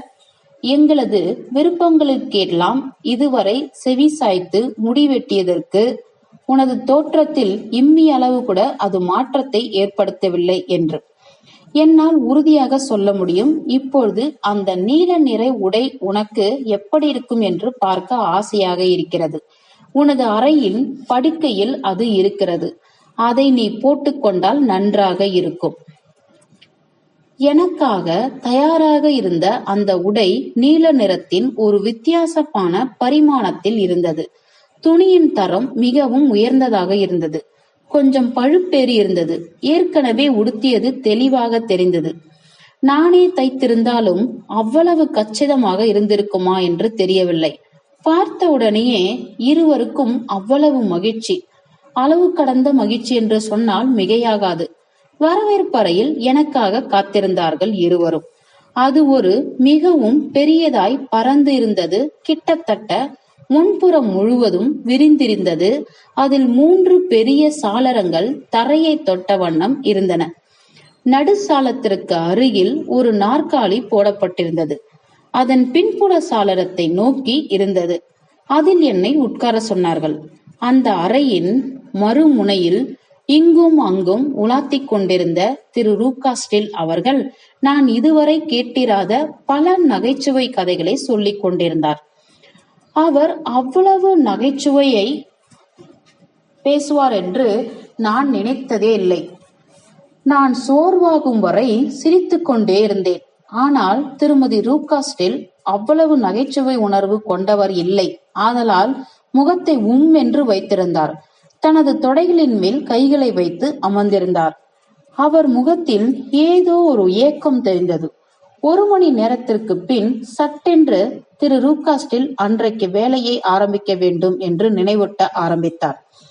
அதனால் உடை மாற்றிவிட்டு சிறுவன் எட்வர்டை கவனிக்க அவனது அறைக்கு செல்ல வேண்டும் என்று கூறினார். 2 நாட்களும் இதே சம்பவங்கள் அச்சு பிசகாமல் அரங்கேறின. மீண்டும் நான் உடை மாற்றினேன். மீண்டும் அதே சாளரத்தின் அருகில் அமர்ந்தேன். எனது முதலாளி சொன்ன நகைச்சுவை கதைகளை கேட்டு விழுந்து விழுந்து சிரித்தேன், ரசித்தேன். அதன் பின் அவர் ஒரு மஞ்சள் நிற அட்டை கொண்டு புதினம் ஒன்றை கொடுத்தார். எனது நாற்காலியை சிறிது தள்ளி வைத்தார். எனது நிழல் அந்த நூலில் படாதவாறு அதை சத்தமிட்டு படிக்க வேண்டும் என்றும் கெஞ்சாத குறையாக கூறினார். நான் ஒரு 10 மணி துளிகள் வரை படித்திருப்பேன். அப்பொழுது திடீரென்று என்னை நிறுத்த சொல்லிவிட்டு உடனே உடை மாற்றிவிட்டு வர சொன்னார். உங்களுக்கு நிச்சயம் தெளிவாக தெரிந்திருக்கும் அவரின் இந்த வினோதமான செய்கைக்கு என்ன பொருள் என்று அறிய நான் எவ்வளவு ஆர்வமாய் இருந்திருப்பேன் என்று. அவர்கள் எப்பொழுதும் மிகவும் கவனமாகவே இருந்தனர். நான் என் முகத்தை திருப்பி சாளரத்தின் வழியே என்ன நடக்கிறது என்று பார்க்காத வண்ணம். முதலில் அது முடியாதது போலவே இருந்தது. இருந்தும் நான் அதற்கு ஒரு வழி கண்டுபிடித்து விட்டேன். எனது கை கண்ணாடி உடைந்து விட்டிருந்தது. அதனால் ஒரு மகிழ்ச்சியான எண்ணம் உதயமாயிற்று. அதை எனது கைக்குட்டையில் மறைத்து வைத்தேன். மறுமுறை அது நடக்கும்போது நான் சிரித்துக் கொண்டே எனது கைக்குட்டையை எடுத்து கண்களுக்கு அருகில் வைத்துக் கொண்டேன். அப்பொழுது என் பின்னால் என்ன நடக்கிறது என்று முழுவதும் பார்க்க முடிந்தது. ஆனாலும் ஏமாற்றமே மிஞ்சியது என்று ஒத்துக்கொண்டுத்தான் ஆக வேண்டும். நான் அங்கு எதுவுமே இல்லை. குறைந்தபட்சம் அதுதான் எனது முதல் அனுபவம். 2வது முறை கவனிக்கும் போது தெற்கு ஆம்டன் சாலையில் ஒருவன் நின்று கொண்டிருந்தான். அவன் குள்ளமாக தாடி வைத்திருந்தான். சாம்பல் நிற மேலங்கி அணிந்திருந்தான். அவன் நான் இருந்த திசையை நோக்கியே பார்த்து கொண்டிருந்தான். அந்த சாலை ஒரு முக்கியமான நெடுஞ்சாலை. அதனால் அங்கு மக்கள் எந்நேரமும் இருப்பார்கள். ஆனால் இவன் அந்த சாலை ஓரம் போடப்பட்டிருந்த தடுப்புச் சுவரில் சாய்ந்து தீவிரமாக மேலே பார்த்து கொண்டிருந்தான். நான் எனது கைக்குட்டியை கீழிறக்கி திருமதி ரூகாஸ்டில் அவர்களை பார்த்தேன். அவள் என்னையே ஏதோ தேடுவது போல் பார்த்து கொண்டிருந்தாள். அவள் ஒன்றுமே சொல்லவில்லை. ஆனால் என்னிடம் ஒரு கண்ணாடி இருப்பது அவளுக்கு தெரிந்துவிட்டது என்று உறுதியாகவே சொல்லிவிட முடியும். அதனால் பின்னால் நடப்பது என்னவென்று தெரிந்துவிட்டது என்று யூகித்திருப்பாள். சற்றென்று எழுந்தாள். ஜேஃப்ரோ என்று கத்தினாள். சாலையில் சம்பந்தமில்லாத ஏதோ ஒரு ஆசாமி செல்வி ஹண்டரை பார்த்து கொண்டிருக்கிறான். உங்களுக்கு தெரிந்தவன் இல்லையே செல்வி ஹண்டர் என்று கேட்டான். இல்லை, எனக்கு யாரையும் இங்கு தெரியாது. அப்படியா? அப்படியென்றால் அவனிடமே திரும்பி அவனை நீயே போகச் சொல். இவனை மாதிரி ஆட்களை எல்லாம் கண்டுகொள்ளாமல் விட்டுவிடுவதே நல்லது. இல்லை இல்லை, அவன் இங்கேயே சுற்றி கொண்டுதான் இருப்பான். தயவு செய்து அவனை போகச் சொல்லி கை காட்டு. நான் அவர்கள் சொன்னபடியே செய்தேன். உடனே அவர்கள் சாளரத்திரையை மூடிவிட்டார்கள். அது நடந்து 1 வாரம் ஆகியிருக்கும். அதன் பின் நான் அந்த சாளரத்தின் அருகில் அமரவே இல்லை. அதன் பின் நீல நிற உடையையும் அணியவில்லை. அந்த மனிதனையும் பார்க்கவில்லை. மேலே சொல்லுங்கள் என்றார் ஹோம்ஸ். உங்கள் கூற்று உண்மையிலேயே மிகவும் சுவாரஸ்யமாக இருக்கிறது. அந்த செய்திகள் எல்லாம் நான் சொல்ல போகும் சம்பவங்களுக்கு தொடர்பில்லாமல் துண்டு துண்டாய்தான் இருக்க போகிறது என்று கூடிய சீக்கிரம் நீங்களே உணர்வீர்கள். நான் செம்பு மரங்களுக்கு வந்து முதல் நாளில் திரு ரூகாஸ்டில் என்னை புறவீடு ஒன்றிற்கு அழைத்து சென்றார். அது சமையல் அறையை ஒட்டியிருக்கும். அதை நெருங்க நெருங்க உள்ளே இருந்த சங்கிலி உராயும் ஓசையும் ஒரு மிருகத்தின் ஓசையும் கேட்டது. இங்கே பார் என்று திரு ரூகாஸ்டில் கூறினார். 2 கட்டைகளுக்கு நடுவிலுள்ள ஓட்டையை காண்பித்தார். அது அழகாக இருக்கிறதல்லவா? நானும் அது வழியாக பார்த்தேன். இருட்டில் ஏதோ ஒன்று இருப்பது போல் பட்டது. ஆனால் அதன் 2 ஒளிரும் கண்களும் தெளிவாக தெரிந்தன. பயப்படாதே என்று என் முதலாளி சிரித்துக் கொண்டே சொன்னார். அதன் பெயர் கார்லோ, எனது மாஸ்டிஃப். அதை என்னுடைய என்று கூறினாலும் எனது பணியார் டோலர் தான் அதை முழுவதும் கவனித்துக் கொள்கிறார். அதற்கு நாளுக்கு 1 முறைதான் சாப்பாடு கொடுப்போம், அதற்கு மேல் கிடையாது. அதனால் எப்பொழுதும் கடுகு போல் வெடித்து கொண்டே இருக்கும். டோலர் அதை இரவு வேளையில் அவிழ்த்து விட்டு விடுவான். அதனால் உள்ளே வரும் அழையா விருந்தாளிகளை அவன் கூரிய பற்கள் பதிவதிலிருந்து அந்த கடவுள்தான் காப்பாற்ற வேண்டும். அதனால் நீ எக்காரணம் கொண்டும் இரவு நேரத்தில் வெளியே வந்து விடாதே, இல்லையென்றால் உன் கதி அதோ கதிதான். அந்த எச்சரிக்கை ஒன்றும் சும்மா இல்லை. 2 நாள் கழித்து ஒரு இரவு எனது படுக்கை அறை சாளரத்தில் இருந்து 2 மணி அளவில் எட்டி பார்த்தேன். அது ஒரு அருமையான நிலவு ஒளிவிடும் இரவு நேரம். வீட்டின் முன்புறம் இருந்த புல்வெளி வெள்ளியை பரப்பி வைத்தது போல் இருந்தது. கிட்டத்தட்ட பகல் போல் காட்சியளித்தது. அந்த நேரம் நான் அப்படியே மெய்மறந்து அந்த காட்சியை ரசித்துக் கொண்டிருந்தேன். அப்பொழுது செம்பு மரங்களுக்கு நடுவில் நிழலில் ஏதோ அசைவது போல் தெரிந்தது. அது வெளியில் வந்த போதுதான் நான் பார்த்தேன். கன்றுக்குட்டி அளவில் ஒரு பெரிய நாய், பழுப்பு நிறத்தில் தொங்கிக் கொண்டிருக்கும் தாடை, கருப்பான மூக்கு, பெரிய துருத்தி கொண்டிருக்கும் எலும்போடு காட்சியளித்தது. புல்வெளியில் மெதுவாக சென்று மீண்டும் அந்த புறம் இருந்த ஒரு நிழலில் மறைந்துவிட்டது. அந்த பயங்கரமான அமைதியான காவல்காரன் இருக்கும்போது எந்தவித திருடனும் உள்ளே நுழைய முடியாது. இப்பொழுது இன்னொரு வித்தியாசமான அனுபவத்தை சொல்ல போகிறேன். உங்களுக்கே தெரியும், நான் எனது முடியை வெட்டினேன் என்று லண்டனில். அதை நான் எனது இரும்பு பயண பெட்டியில் பத்திரப்படுத்தி வைத்திருந்தேன். ஒரு நாள் மாலை அந்த சிறுவன் உறங்கிக் கொண்டிருக்கும் வேளையில் எனது அறையில் இருந்த வேலைப்பாடு மிகுந்த சாமான்களை எல்லாம் ரசித்துக் கொண்டிருந்தேன். எனது சாமான்களையும் நான் கொஞ்சம் அடுக்கி வைத்துக் கொண்டிருந்தேன். அங்கே ஒரு பழைய இழுப்பறை கொண்ட ஒரு அடுக்கு இருந்தது. அதன் மேல் பகுதியில் இருந்தவை திறந்திருந்தன. கீழிருந்து ஒன்று மூடியிருந்தது. மேல் இருந்தவைகளில் நான் எனது துணிமணிகளை நிரப்பி வைத்திருந்தேன். கீழிருந்த ஒன்று மூடப்பட்டிருந்ததால் எனக்கு சிறிது கோபம். ஏனெனில் எனக்கு இன்னும் நிறைய பொருட்களை வைக்க இடமே இல்லை. எனக்கு ஒரு யோசனை தோன்றியது. ஒருவேளை அது சும்மா சிக்கிக் கொண்டிருக்குமோ என்று நினைத்து எனது சாவிகளை பயன்படுத்தி திறக்க முயற்சி செய்தேன். நான் எடுத்த முதல் சாவி சரியாக பொருந்தியது. திறந்தும் விட்டது. அதில் ஒரே ஒரு பொருள்தான் இருந்தது. நீங்கள் நம்பவே மாட்டீர்கள், அது என் முடியேதான். நான் அதை எடுத்து ஆராய்ந்து பார்த்தேன். அதே போன்ற வினோதமான நிறம், அடர்த்தி இருந்தாலும் நிதர்சனம் என் கண் முன்னால் உறுத்தியது. அது எப்படி இதனுள் வந்து அடைப்பட்டது? யார் இதில் வந்து அடைத்து வைத்திருப்பார்கள்? நடுக்கத்துடன் நான் எனது பயணப்பெட்டியின் அடியில் பார்த்தேன். எனது முடியும் அங்கேயே இருந்தது. அதை 2ஐயும் கீழே வைத்தேன். 2ம் ஒன்று போலவே இருந்தன. எவ்வளவு அசாதாரணமானது அல்லவா? ஒரே குழப்பத்துடன் அதன் பொருள் என்னவென்று ஆராய்ந்து கொண்டிருந்தேன். இழுப்பறையில் எடுத்த முடியை அங்கேயே வைத்து விட்டேன். ரூகாஸ்டில் குடும்பத்தினருக்கு அதை பற்றி எதுவும் நான் சொல்லவில்லை. ஏனெனில் அவர்கள் பூட்டி வைத்த ஒரு பொருளை நான் தெரியாமல் எடுத்துவிட்டேன் என்ற பயத்தால். நான் இயற்கையாகவே உற்று நோக்கும் திறன் உடையவள் என்று நீங்களே யூகித்திருப்பீர்கள். ஹோம்ஸ், அந்த வீட்டின் அமைப்பு பற்றி எனக்கு முழுமையாக தெரிந்துவிட்டது. ஒரே ஒரு பகுதி மட்டும் அந்த வீட்டில் பயன்படுத்தப்படவே இல்லை.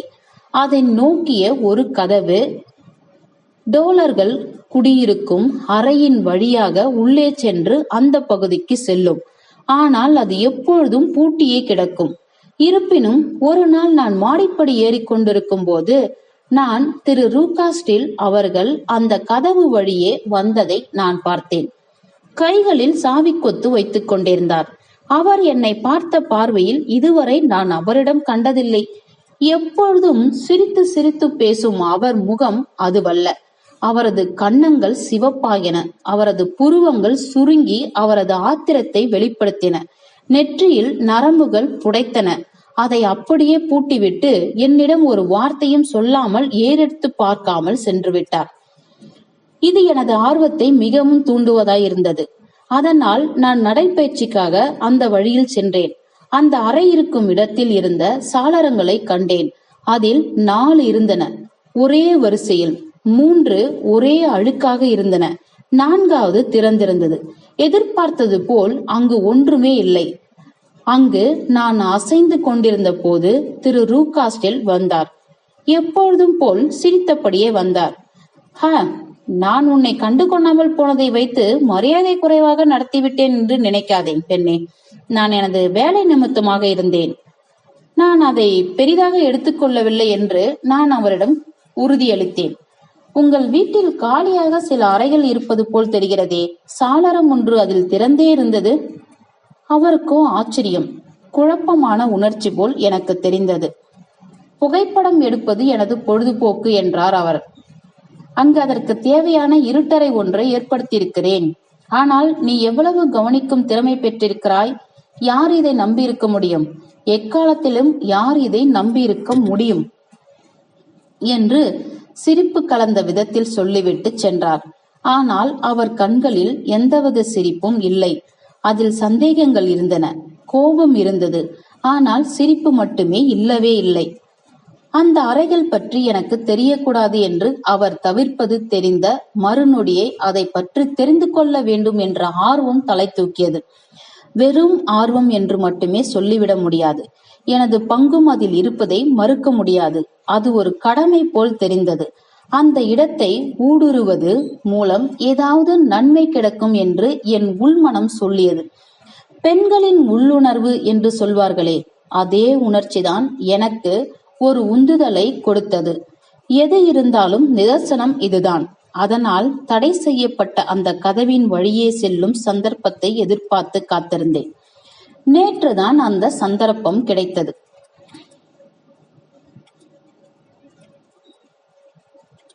திரு ரூகாஸ்டில் தவிர்த்த டோலர் குடும்பமும் இதில் சம்பந்தப்பட்டிருக்கிறது என்பதை உறுதியாக சொல்ல முடியும். ஒரு நாள் அவர் அந்த கதவின் வழியே ஒரு பெரிய கருப்பு துணியாலான ஒரு பையை எடுத்து செல்வதை நான் கண்டேன். சமீப காலமாக அவர் அதிகமாக குடிக்க ஆரம்பித்திருந்தார். நேற்றிரவு மிகவும் அதிகமாகிவிட்டது. நான் படியேறி வரும்போது அதில் சாவி இருந்தது. அவர் மறந்துவிட்டிருப்பது நன்றாக தெரிந்துவிட்டது. ரூகாஸ்டில் தம்பதியினர் கீழே இருந்தனர். குழந்தையும் அவர்களுடனேதான் இருந்தது. எனக்கு அருமையான சந்தர்ப்பம் வாய்ந்திருந்தது. நான் மெதுவாக கதவை திறந்து உள்ளே சென்றேன். எனக்கு முன்னால் ஒரு சிறிய வழி தெரிந்தது. காகிதம் இடப்படவில்லை, கம்பளமும் போடவில்லை. சிறிது தூரத்தில் செங்குத்தாக திரும்பியது அது. அந்த திருப்பத்தில் 3 கதவுகள் ஒரே வரிசையில் இருந்தன. முதல் மற்றும் 3ஆம் கதவுகள் திறந்த நிலையில் இருந்தன. ஒவ்வொரு அறையும் காலியாகவே இருந்தன. தூசி படிந்து இருந்தன. ஒரு அறையில் 2 சாளரங்களும் இன்னொரு அறையில் ஒன்றும் இருந்தன. அவைகளும் அவ்வளவு அழுக்கு படிந்திருந்ததால் அறையில் இருந்த விளக்கு கூட மிகவும் மங்கலாக இருந்தது. நடுவில் இருந்த கதவு மூடப்பட்டிருந்தது. அந்த அறையின் மறுபுறத்தில் ஒரு இரும்பு கட்டிலின் அகலமான பகுதி பொருத்தப்பட்டிருந்தது. சுவரில் பொருத்தப்பட்டிருந்த சங்கிலி ஒன்று கட்டிலில் பூட்டி வைத்து இணைக்கப்பட்டிருந்தது. அதன் மறுமுனையில் ஒரு தடியான கயிறு கட்டப்பட்டிருந்தது. அதன் கதவு பூட்டப்பட்டிருந்தது. சாவியும் இல்லை. பூட்டப்பட்டிருந்த அந்த கதவு அப்படியே அதன் பூட்டப்பட்டிருந்த சாளரத்தில் நேரெதிர் இருந்தது. இருந்தாலும் மெல்லிய வெளிச்சத்திலே தெரிந்தது அது இருட்டாக இல்லை என்று. சொல்ல போனால் வெளிச்சம் வெளியில் இருந்து அங்கே படிந்தது. அந்த சிறிய வழியில் நின்று கொண்டு அந்த பயங்கரமான கதவை நான் உற்று நோக்கி கொண்டு அதன் உள்ளே என்ன விதமான மர்மம் இருக்குமோ என்று யோசித்துக் கொண்டிருக்கும் போது அதன் உள்ளிருந்து நிழல் இங்கும் அங்கும் அசைந்தது தெரிந்தது, இடைப்பட்ட இடுக்கு வழியே. அதை பார்த்ததும் எனக்குள் பயங்கர அச்சம் ஏற்பட்டது. ஹோம்ஸ், திடீரென்று எனது தைரியமான நரம்புகள் எல்லாம் செயல் இழந்து விட்டன. அதனால் ஒரே ஓட்டம் எடுத்தேன். என் உடையை ஏதோ ஒரு பயங்கரமான கை ஒன்று பற்றி கொண்டிருப்பதாக நினைத்து அந்த வழியை கடந்து கதவை தாண்டி நேராக ரூகாஸ்டில் அவர்களின் கைகளில் சென்று விழுந்தேன். அவர் வெளியில் நன்றாகவே காத்து கொண்டிருந்தார். ஆஹா என்று சிரித்தபடியே ஆரம்பித்தார் அவர். அது நீதானா? கதவு திறந்திருந்த போதே அது நீயாகத்தான் இருக்கும் என்று நினைத்தேன். ஓ, எனக்கு மிகவும் பயமாக இருக்கிறது என்று மூச்சரித்தபடியே கூறினேன். எனதருமை இளம்பெண்ணே, எனதருமை இளம்பெண்ணே, அவர் எவ்வளவு தூரம் அமைதிப்படுத்துவார், பொறுப்புணர்வோடு நடந்து கொள்வார் என்று நான் நினைக்கவே இல்லை. உன்னை எது பயமுறுத்தியது? ஆனால் அவரது பேச்சும் கொஞ்சம் அதிகமாகவே இருந்தது. அவசரப்பட்டு விட்டார். அதனால் அவரிடம் கொஞ்சம் கவனமாக இருந்தேன். நான் முட்டாள்தனமாக அந்த காலியான அறையினுள் சென்று விட்டேன் என்று கூறினேன். ஆனால் அது தனிமையாகவும் அச்சமூட்டுவதாகவும் இருந்ததால் நான் பயந்து ஓடி வந்து விட்டேன். அச்சமூட்டும் அமைதி இன்னும் அப்படியே இருக்கிறது அங்கு. அவ்வளவுதானா என்று கேட்டார், என்னையே உற்று பார்த்தபடி. ஏன், நீங்கள் என்ன நினைத்தீர்கள் என்று கேட்டேன். இந்த கதவை நான் ஏன் பூட்டி வைக்கிறேன் என்று இப்பொழுதாவது புரிகிறதா? நிச்சயம் எனக்கு தெரியாது. அங்கு சம்பந்தமில்லாத யாரும் செல்லக்கூடாது என்பதற்காக தான். புரிகிறதா? அவர் இன்னும் இனிமையாக சிரித்துக் கொண்டே பேசினார். எனக்கு இது முன்பே தெரிந்திருந்தால் நன்று. இப்பொழுது தெரிந்துவிட்டதல்லவா? இனிமேல் அந்த எல்லையை நீ தாண்டினால் இங்கே மறுநொடி அவரது முகத்தில் இருந்த சிரிப்பு இறுகி கோபமாக மாறிவிட்டது. ஒரு பூதத்தின் முகத்தை வைத்துக் கொண்டு என்னை பார்த்து சொன்னார், உன்னை அந்த நாயிடம் ஒப்படைத்து விடுவேன். நான் அவ்வளவு பயந்து போயிருந்தேன். அதனால்தான் நான் என்ன செய்தேன் என்று எனக்கே நினைவில்லை. நான் அவரை விட்டுவிட்டு என்னுடைய அறைக்கு வந்திருக்க வேண்டும் என்று நினைக்கிறேன். நான் எனது படுக்கைக்கு வந்து நடுங்கியபடியே இருந்ததுதான் எனக்கு தெரியும். அதற்கு முன் என்ன நடந்தது என்றே எனக்கு நினைவில்லை. அதன் பிறகுதான் நான் உங்களை பற்றி நினைத்தேன், திரு ஹோம்ஸ்.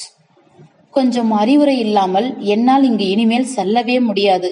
அந்த வீடு, அந்த மனிதன், அந்த பணியாட்கள், சொல்ல போனால் அந்த குழந்தையை பார்த்து கூட நான் மிகவும் பயந்து போயிருக்கிறேன். அவர்கள் அவ்வளவு மோசமாக இருக்கிறார்கள். நீங்கள் அங்கு வந்தால் எல்லாம் சரியாகிவிடும். அங்கிருந்து தப்பி வந்திருக்க முடியும். ஆனால் எனது ஆர்வம் எனது பயத்தைப் போலவே மிகவும் வலிமையாக இருக்கிறது. அதனால் என் மனதை திடப்படுத்திக் கொண்டேன். உங்களுக்கு ஒரு தந்தி அனுப்பிவிட தீர்மானித்தேன். எனது தொப்பி மற்றும் மேலங்கியை அணிந்து கொண்டு அஞ்சல் அலுவலகத்துக்கு சென்றேன். அது ஒரு அரை மைல் தூரம் இருக்கும். அனுப்பிய பின்தான் நிம்மதியாக வீடு வந்தேன். கதவை திறக்கும் போதுதான் எனக்குள் ஒரு கொடூரமான சிந்தனை தோன்றியது. ஒருவேளை அந்த நாய் திறந்து விடப்பட்டிருக்குமோ என்று. ஆனால் டோலர் அன்றைய பொழுது சாயந்தான் நன்றாக குடித்து விட்டிருந்தான். ஞாபகம் வந்தது. இந்த வீட்டில் அவனுக்கு மட்டும்தான் அந்த கொடூரமான விலங்கை கட்டுப்படுத்தும் திறமை இருக்கிறது என்று எனக்கு நன்றாகவே தெரியும்.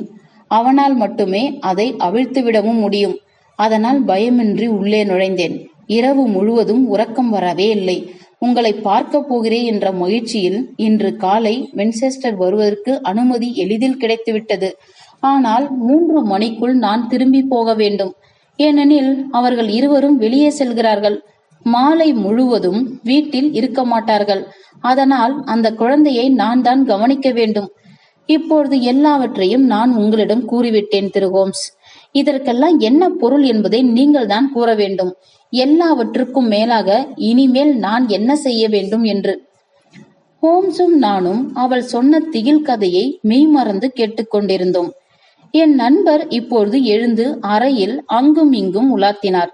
கைகள் அவரது பைகளில் வைத்துக்கொண்டு முகத்தை மிகவும் தீவிரமாக வைத்துக் கொண்டார். டோலர் இன்னும் போதையில்தான் இருக்கிறானா என்று கேட்டார். ஆம், அவரது மனைவி திருமதி ரூகாஸ்டில் அவர்களிடம் அவரை வைத்து இன்று எதுவும் செய்ய முடியாது என்று சொன்னதை நான் கேட்டேன். மேலும் ரூகாஸ்டில் தம்பதிகள் இன்றிரவு வீட்டில் இருக்க மாட்டார்கள் அல்லவா? ஆம். அங்கு வலிமையான பூட்டு உடைய நிலவரை எதுவும் இருக்கிறதா? ஆம், மது குடிக்கும் அறை ஒன்று இருக்கிறது. இந்த சூழலில் நீ மிகவும் தைரியமாகவும் பொறுப்போடும் நடந்து கொண்டிருப்பதாகவே எனக்கு படுகிறது. செல்வி ஹண்டர், நீங்கள் இன்னும் ஒரே ஒரு செயல் செய்ய முடியுமா? நீ ஒரு தைரியமான பெண் என்பதால் தான் நான் உன்னிடம் கேட்கிறேன். முயற்சி செய்கிறேன். என்ன செயல் அது? நாங்கள் செம்பு மரங்களுக்கு 7 மணி அளவில் வந்துவிடுகிறோம். அப்பொழுது ரூகாஸ்டில் தம்பதியினர் வீட்டில் இருந்து கிளம்பியிருப்பார்கள். டோலரால் எதுவும் செய்ய முடியாது. அதனால் திருமதி டோலர் மட்டுமே மீதி. அவள் மட்டுமே சத்தமிட இயலும். அவளை நிலவரைக்கு ஏதாவது வேலை சொல்லி அனுப்பிவிட்டு கதவை பூட்டிவிட வேண்டும். பின் எல்லாம் எளிதாக முடிந்துவிடும். நான் செய்கிறேன். பிரமாதம். நாங்கள் இதை நன்றாக அலசி ஆராய்ந்து விடுவோம். இருப்பினும் ஒரே ஒரு தீர்வுதான் இருக்கிறது. வேறு யாரையோ உருவகப்படுத்ததான் அங்கே உன்னை கொண்டு வந்திருக்கிறார்கள். அந்த உண்மையான பெண் தான் அங்கே அடைப்பட்டிருப்பது. அதுவும் யார் என்பது தெளிவு. அந்த சிறையில் இருப்பது வேறு யாருமில்ல, அவரது பெண்ணான செல்வி ஹாலிஸ் ரூகாஸ்டில் தான். சரியாக சொல்ல வேண்டும் என்றால் அமெரிக்கா சென்று படிக்க அனுப்பியதாக சொன்னார்களே, அவளேதான். அவள் போலே உயரம், உருவம், முடியின் நிறம் எல்லாம் ஒத்துப்போயிருப்பதால் நிச்சயமாக அதற்காக தான் உன்னை தேர்ந்தெடுத்திருக்கிறார்கள். அவளது முடி ஏதாவது நோயின் காரணமாக வெட்டப்பட்டிருக்கலாம். அதனால் உனது முடியும் காணிக்கையாக்கப்பட்டு விட்டது. உனது ஆர்வத்தின் பலனாக அது உன் கண்களிலே பட்டுவிட்டது. சாலையில் பார்த்த அந்த மனிதன் சந்தேகமே இல்லாமல் அவளது நண்பன், சொல்ல போனால் கணவனாக போகிறவன். நீயும் அவளது உடையிலேயே அணிந்திருந்ததால், அவளை மாதிரியே இருந்ததால் உன் சிரிப்பை கேட்டு அவனும் நம்பியிருப்பான். உன்னை பார்க்கும் போதெல்லாம் உனது உடல் அசைவுகள் மூலமும் செல்வி திரு ரூகாஸ்டில் மகிழ்ச்சியாக நன்றாக இருப்பதாக அவன் நினைத்திருப்பான். அதனால் அவனது கவனம் அவள் மேல் இருக்க வேண்டியதில்லை என்று உணர்த்தியிருக்கிறார். நாய் அவன் அங்கு வந்து அவளிடம் பேசிவிடக் கூடாது என்பதற்காக கட்டவிழ்த்து விடப்பட்டிருக்கிறது தினமும். இதுவரை எல்லாம் நன்றாகவே புரிகிறது. எல்லாவற்றிற்கும் முக்கியமானது அந்த சிறுவனின் குணாதிசயம்தான். அதற்கும் இதற்கும் அப்படி என்னதான் சம்பந்தம் இருக்கிறது என்று கொஞ்சம் அதிகப்படியாகவே நான் கேட்டேன். எனது அருமை நண்பா வாட்சன், மருத்துவத்துறையில் இருக்கும் நீங்கள் பெற்றோர்களின் குணங்களை ஆராய்ச்சி செய்தே அவர்களின் குழந்தைகள் எப்படி நடந்து கொள்வார்கள் என்னும் அறிவை பெற்றுக்கொண்டே இருக்கிறீர்கள். ஆனால் அப்படியே அதை மாற்றி யோசித்தாலும் பொருத்தமாக இருக்கும் என்று நீங்கள் உணரவில்லையா? நான் குழந்தைகளின் குணாதிசயங்களை வைத்தே அவர்களின் பெற்றோர்கள் எப்படிப்பட்டவர்கள் என்பதை எத்தனையோ முறை கண்டுபிடித்திருக்கிறேன். ஆரம்ப கட்டத்திலேயே அந்த சிறுவனின் நடவடிக்கைகள் மிகவும் கொடூரமாக இருக்கின்றன. கொடுமைப்படுத்த வேண்டும் என்ற வெறும் காரணத்துக்காகவே அதை அவன் செய்கிறான். இது சிரித்தபடியே பேசும் அவன் தந்தையிடம் இருந்து வந்திருக்கிறதா? நான் சந்தேகப்படுவது போல் இல்லை. அவன் தாயிடம் இருந்ததா? அவரிடம் அடைப்பட்டிருக்கும் அந்த பெண்ணை நினைத்தால் பாவமாக இருக்கிறது. நீங்க சொல்வது முற்றிலும் சரிதான் திரு ஹோம்ஸ் என்று எங்களது கட்சிக்காரர் கத்தினார். ஒரு 1000 தகவல்கள் என் எண்ணத்தில் தோன்றின. நீங்கள் நெத்தியடி அடித்து விட்டீர்கள் என்று சொல்ல, இனி ஒரு நொடியும் தாமதிக்காமல் அந்த பாவப்பட்ட பெண்ணை நாம் மீட்க வேண்டும். நாம் மிகவும் கவனமாக இருக்க வேண்டும். ஏனெனில் அந்த ஆள் மிகவும் கபடம் மிகுந்தவன். 7 மணி வரை நாம் எதுவும் செய்ய முடியாது. சரியாக அந்த நேரத்தில் நாங்கள் அங்கு இருப்போம். அங்கு வந்ததும் புதிரை உடனடியாக விடுவித்து விடுவோம். நாங்கள் சொன்னபடியே நாங்கள் செம்பு மரங்களுக்கு வந்துவிட்டோம். சரியாக மணி 7 அடித்தது. எங்கள் வலையை நாங்கள் தெரு ஓரத்தில் இருந்த ஒரு புதுவிடத்தில் பொருத்திவிட்டு வரவும் சரியாக இருந்தது. அடர்த்தியான மரங்கள், அதன் கருமையான இலைகள் மெருகேற்றிய உலோகங்கள் போல் பளிச்சிட்டு கொண்டிருந்தன. மாலை கதிரவன் மறைந்து கொண்டிருக்கும் வேளையில் அந்த நேரத்தில் எங்களுக்காக வாசல் வரை வந்த செல்வி ஹண்டர் புன்னகையோடு காத்திருக்காவிட்டாலும் நாங்கள் அதை எளிதில் அடையாளம் கண்டு கொண்டிருப்போம். உங்களால் செய்ய முடிந்ததா என்று கேட்டார் ஹோம்ஸ். ஒரு பெரிய டும் என்ற சத்தம் கேட்டது. அதுதான் திருமதி டோலர் மதுவரையில் இருந்து என்றாள் அவள். அவள் கணவன் சமையல் அறையில் கீழே படுத்து குரட்டை விட்டுக் கொண்டிருக்கிறான். இதுதான் அவனது சாவிக்கொத்து, ரூகாஸ்டில் அவர்களின் நகல். அருமையான செயல் செய்கிறீர்கள் என்று கத்தினார் ஹோம்ஸ். இப்பொழுது அந்த அறைக்கு எங்களை கூட்டிச் செல். இந்த கொடுமையான குற்றத்தை இப்பொழுதே முடிவுக்கு கொண்டு வருவோம். படியேறி மேலே சென்று கதவை திறந்து அந்த குறுகிய சந்தில் நுழைந்து செல்வி ஹண்டர் சொன்ன அந்த தடுப்பின் அருகில் வந்து நின்றோம். ஹோம்ஸ் கயிற்றை அறுத்து தாழ்பாலை நீக்கினார். அதன் பின் அவர் தன்னிடம் இருந்த ஒவ்வொரு சாவியும் வைத்து திறக்க முயற்சி செய்தார். ஆனால் ஒன்றும் வேலை செய்யவில்லை. உள்ளே இருந்தும் ஒரு சத்தமும் கேட்கவில்லை. அந்த அமைதியின் கனத்தால் அவரது முகம் இறுகியது. நாம் தாமதப்படுத்தவில்லை என்றே நம்புகிறேன் என்றார் அவர். செல்வி ஹண்டர், நாங்கள் மட்டும் உள்ளே செல்வதுதான் சரி என்று நினைக்கிறேன். வாட்சன், உங்கள் தோலை கொடுங்கள். நாம் உள்ளே செல்ல முடிகிறதா என்று பார்ப்போம். அது ஒரு பாழடைந்த உடைந்து கொண்டிருக்கும் கதவு. நாங்கள் இருவரும் மோதியவுடன் திறந்து கொண்டது. நாங்கள் இருவரும் உள்ளே சென்றோம். காலியாக இருந்தது. அங்கே ஜாமான்கள் அதிகமில்லை. சிறிய ஒரு படுக்கை, மேசை, கூடை நிறைய ஆடைகள். கூரை திறந்திருந்தது. உள்ளிருந்தவர்களை காணோம். இங்கே ஏதோ திருட்டுத்தனம் நடந்திருக்கிறது என்றார் ஹோம்ஸ். அவர்களுக்கு செல்வி ஹண்டரின் எண்ணம் புரிந்திருக்கிறது. அதனால் அவளை எங்கோ கடத்தி சென்று விட்டார்கள். ஆனால் எப்படி? மேற்கூரை வழியாக. இன்னும் சற்று நேரத்தில் அது எப்படி என்று தெரிந்துவிடலாம். அவர் சற்றென்று தாவி ஏறினார். ஹா, அருமை என்று கத்தினார். மெல்லிய ஏணி ஒன்றின் மறுமுனை இதோ இங்கிருக்கிறது. அதை வைத்துதான் நடந்திருக்கிறது. ஆனால் அது சாத்தியமே இல்லை. அந்த ஏணி ரூகாஸ்டில் தம்பதியினர் கிளம்பும் போது இல்லவே இல்லை. அவர் திரும்ப வந்து இதை செய்துவிட்டு போகியிருக்கிறார். அவர் ஒன்றும் சாதாரண ஆள் கிடையாது. மிகவும் புத்திசாலி, அதே நேரத்தில் மிகவும் அபாயகரமான ஆள். என் யூகம் சரி என்றால் இப்பொழுது படிச்சத்தம் கேட்கிறதே, அது இவராகத்தான் இருக்கும். வாட்சன், உங்களது கைத்துப்பாக்கியை நீங்கள் தயாராக வைத்திருக்க வேண்டிய நேரமும் வந்துவிட்டது. அவர் சொல்லி முடிக்கும் முன் கதவுக்கு பக்கத்தில் ஒரு மனிதன் வந்து நின்றான். மிகவும் பருத்தவன். அவன் கைகளில் ஒரு கனத்த தடி இருந்தது. அவனை பார்த்ததும் செல்வி ஹண்டர் கத்திக்கொண்டு அப்படியே சுவரில் ஒட்டி கொண்டாள். ஆனால் ஹோம்ஸ் முன்னேறி அவனை எதிர்கொண்டார். திருட்டு பயலே, எங்கடா உன் மகள் என்று கேட்டார். அதற்கு குண்டன் தன் விழிகளை உருட்டி மேலே காண்பித்தான். நான் தான் உங்களிடம் அந்த கேள்வியை கேட்க வேண்டும் என்று கீறிச்சிட்டான் அவன். திருடர்கள் நீங்கள்தான், ஒற்றர்கள். நான் உங்களை பிடித்து விட்டேன் இல்லையா? எனது கட்டுப்பாட்டில்தான் நீங்கள் இருக்கிறீர்கள். நான் பார்த்துக் கொள்கிறேன். அவன் திரும்பி எவ்வளவு வேகமாக சொல்ல முடியுமோ அவ்வளவு வேகமாக சென்று படிகளில் இறங்கினான். அவர் நாயை ஏவுவதற்கு செல்கிறார் என்று இறைந்தாள் ஹண்டர். என்னிடம் கைத்துப்பாக்கி இருக்கிறது என்றேன் நான். முன் கதவை சாத்தி விடுங்கள் என்று கத்தினார் ஹோம்ஸ். நாங்கள் அனைவரும் ஒன்று சேர்ந்து படிகளில் இறங்கினோம். கூடத்தை அப்பொழுதுதான் அடைந்தோம். அதற்குள் அந்த மிருகத்தின் ஓலம் கேட்டது. அதனுடன் கடுந்துயர் அடைந்த ஒருவனின் ஓலமும் சேர்ந்தே கேட்டது. மிகவும் கவலை தோய்ந்த அந்த குரலை கேட்கவே மிகவும் பயங்கரமாக இருந்தது. செக்க சிவந்த முகம் கொண்ட வயதான ஒரு மனிதன் நடுங்கும் கைகளுடன் பக்கவாட்டு கதவை திறந்தான். கடவுளே என்று கத்தினான் அவன். யாரோ நாயை அவிழ்த்து விட்டார்களே. 2 நாட்களாக அதற்கு சாப்பாடும் போடவில்லை. சீக்கிரம் சீக்கிரம், இல்லை ஜோலி முடிஞ்சிடும். ஹோம்ஸும் நானும் வேகமாக வீட்டின் வளைவுகளில் ஓடிச் சென்று கொண்டிருந்தோம். டோலர் எங்கள் பின்னாடியே வந்து கொண்டிருந்தார். களைத்து போயிருந்த அந்த முரட்டு மிருகம் அதோ இருந்தது. ரூகாஸ்டில் அவர்களின் தொண்டையை தன் கருப்பான நீண்ட வாயினால் குதறியபடி வேகமாக ஓடிச் சென்று அதன் மூளையை நான் சிதறடித்தேன். அது சட்டென்று கீழே விழுந்தது. அதன் பற்கள் எல்லாம் அதன் கழுத்து பகுதியில் உள்ள சதை மடிப்புகளில் இன்னும் சிதறிக் கொண்டிருந்தன. மிகவும் பிரயாசப்பட்டு நாங்கள் அவரை அதன் பிடியிலிருந்து விடுவித்தோம். பின்னர் அவரை வீட்டினுள் கொண்டு சென்றோம்.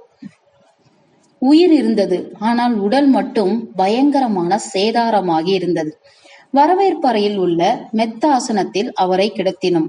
குடி போதையில் இருந்த திரு டோலரிடம் அவரது மனைவியை கூட்டி வரச் சொல்லிவிட்டு என்னால் முடிந்த அளவு அவரது வலியை குறைக்க முயற்சி செய்து கொண்டிருந்தேன். நாங்கள் அவரை சுற்றி நின்று கொண்டிருந்த போது கதவு திறந்து உயரமான மெலிர்ந்த தேகமுடைய பெண் ஒருத்தி உள்ளே வந்தாள். திருமதி டோலர் என்று ஹண்டர் கத்தினாள். ஆம், குழந்தை. திரு ரூகாஸ்டில் உன்னை தேடி மேலே செல்லும் முன் என்னை விடுவித்து விட்டார். நீ என்னிடம் உன் எண்ணங்களை முன்பே சொல்லியிருந்தால் இவ்வளவு தூரம் மெனக்கெட்டிருக்க தேவையிருந்திருக்காது. என்றார் ஹோம்ஸ் அவளையே உற்று பார்த்தபடி. திருமதி டோலருக்கு இந்த வழக்கு பற்றி நிறைய தெரிந்திருக்கும் போல் தெரிகிறதே, மற்றவர்கள் அனைவரையும் விட. ஆம், எனக்கு தெரியும். அதை நான் உங்களிடம் சொல்ல கடமைப்பட்டிருக்கிறேன். அப்படியென்றால் தயவு செய்து உட்கார்ந்து பேசலாமே, ஏனெனில் இன்னும் பல தகவல்களில் எனக்கு தெளிவு ஏற்படவில்லை. நிச்சயம் அதையெல்லாம் உடனே புரிய வைக்கிறேன் என்றாள் அவள். நிலவரையில் இருந்து முன்பே வெளியே வந்திருந்தால் நானே எல்லாவற்றையும் சரி செய்திருப்பேன். சட்டம், நீதிமன்றம் இதெல்லாம் போவதென்றால் கூட நான் தான் உங்களுக்கு உதவி செய்பவளாக இருப்பேன். ஆலிஸுக்கும் நான் தான் உதவியாக இருந்தேன். அவள் இந்த வீட்டில் மகிழ்ச்சியாகவே இல்லை. அவளது தந்தை இன்னொரு திருமணம் செய்தது முதல் அவளை அவர் உதாசீனப்படுத்தி விட்டாள். அவள் சொல்வதை யாரும் கேட்கவில்லை. ஆனாலும் திரு ஃபாவ்லர் அவர்களை திரு நண்பரின் வீட்டில் அவள் சந்தித்த பின்புதான் நிலைமை இன்னும் மோசமானது. எனக்கு தெரிந்தவரை செல்வி ஹாலிஸுக்கும் முடிவெடுக்கும் உரிமை இருந்தது. ஆனால் அவள் அமைதியாகவும் பொறுமையாகவும் இருந்தாள். அதை பற்றி என்றும் தன் தந்தையிடம் அவள் வாய் திறக்கவே இல்லை. அவராகவே முடிவு செய்யட்டும் என்று விட்டுவிட்டாள். அவள் தன்னிடம் இருக்கும் வரை ஒன்றும் பிரச்சனை இல்லை என்றே அவர் நினைத்திருந்தார். ஆனால் அவளுக்கு வரும் கணவன் வந்து தன்னிடம் சட்டம் பேசினால் என்ன செய்வதென்று யோசித்த அவர் இதற்கெல்லாம் ஒரு முற்றுப்புள்ளி வைக்க வேண்டும் என்று நினைத்தார். அதனால் அவளிடம் ஒரு காகிதத்தில் கையொப்பம் விட வேண்டும் என்று சொன்னார். அவள் திருமணம் செய்து கொண்டாலும் இல்லை என்றாலும் அவள் சொத்தை இவரே அனுபவிக்கலாம் என்ற ஒப்பந்தத்தில் அவள் மறுக்கவே அவருக்கு ஒரே கவலையாகி போய்விட்டது. இடைப்பட்ட நேரத்தில் அவளுக்கு மூளைக்காய்ச்சல் வந்துவிட்டது. அதனால் கிட்டத்தட்ட 6 வாரங்கள் அவள் சாவின் விளிம்பு வரை சென்று விட்டாள். ஒரு வழியாக அவள் அதிலிருந்து தேடி வந்து விட்டால் ஒரு நிழல் போல் தேய்ந்து விட்டிருந்தாள். அவளது முடியும் பறிபோய்விட்டது. ஆனால் அதை பற்றியெல்லாம் அந்த பையன் கவலைப்படவே இல்லை. அவளுக்காக உண்மையாக உருகி கொண்டிருந்தான். ஆஹா என்று கனைத்தார் ஹோம்ஸ். நீங்கள் சொன்ன செய்திகள் இருந்து இப்பொழுது எல்லாம் தெளிவாக புரிகிறது. மீதி இருப்பதை நானே இதிலிருந்து தெரிந்து கொள்வேன். ஆக திரு ரூகாஸ்டில் தான் இந்த சிறை விவகாரத்தை கையில் எடுத்தவர் அல்லவா? ஆமாம், செல்வி ஹண்டர் அவரைத்தான் லண்டனிலிருந்து வரவழைத்தார், திரு ஃபாவ்லரை இங்கிருந்து விரட்டிவிட. ஆம், அதேதான். ஆனால் ஃபாவ்லர் விடாப்பிடியானவர். எல்லாவித கடலோடிகள் போல அவர் வீட்டிற்கு வந்து உங்களை சந்தித்து உங்களுடன் உரையாடிய பின் நீங்கள் நினைப்பதும் அவர் நினைப்பதும் ஒன்றுதான் என்று அவருக்கு புரிந்திருக்கும். அவர் மிகவும் அன்பாக பேசக்கூடியவர், மிகவும் நல்லவர் என்று அமைதியாக சொன்னார் திருமதி டோலர்.